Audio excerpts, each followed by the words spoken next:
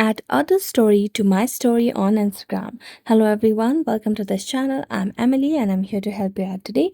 So without any delay, let's get started. Well, make sure that you have an updated version of the Instagram application on your device. You can go through that by Play Store. After that, just open up your Instagram application and make sure that you're logged into your account.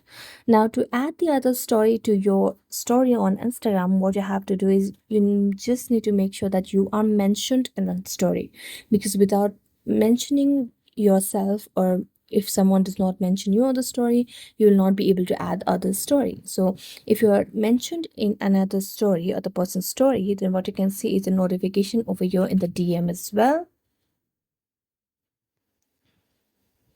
So just go to the DM section, and then you can see the option of the person who has mentioned you in the story. So just tap on it, and you can see the option of add to your story. So just tap on add to your story,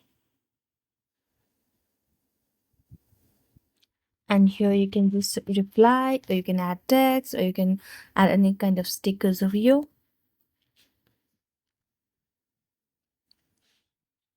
and you can reply it via this. So thank you so much for watching this video. If you enjoyed it, don't forget to like, subscribe, and hit the bell notification for more updates. That's it for today, and see you next time.